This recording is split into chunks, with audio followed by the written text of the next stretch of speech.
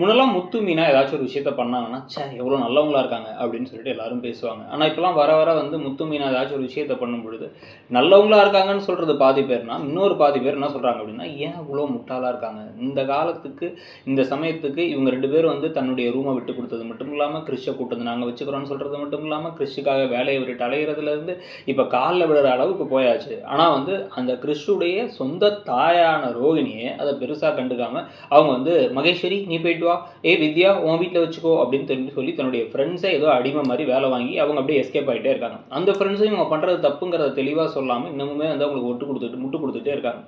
So இதுக்கு இடையில நமக்கு இன்னமுமே கோபமான விஷயமா நிறைய பேத்துக்கு இருக்கிறது கிறிஷுடைய நடவடிக்கைகள் தான். இந்த கிறிஷுக்கு ஒரு 8, 9 வயசு இருக்கக்கூடிய பையன் தன்னுடைய தாயை பிரிஞ்சிருக்காரு. அதெல்லாம் ஓகே. ஆனால் ஒரு கட்டத்துக்கு மேலே தாய் ஏகப்பட்ட பொய் சொல்கிறாங்க.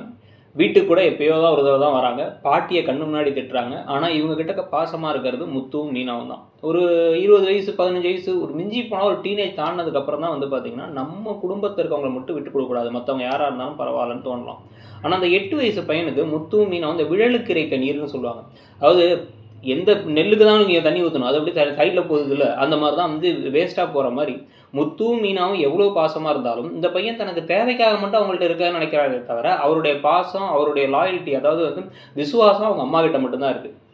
அப்படி ஒரு ஆளுக்காக முத்து எப்பயுமே சுயமரியாதை அப்படின்லாம் பேசுகிறவர் காலில் விழறாரு. இப்போ ஏதோ வந்து டெஸ்ட் வைக்க போகிறாங்களாம். எல்லா விஷயத்தையும் அவங்க தப்பிச்சு அந்த கிறிஷை காப்பாற்றி கூட்டு வந்தாலும் கிறிஷ் திருப்பி அவங்க அம்மாவை பற்றி உண்மையை சொல்லாமல் இருக்கிறது தான் மோசமான ஒரு விஷயம்.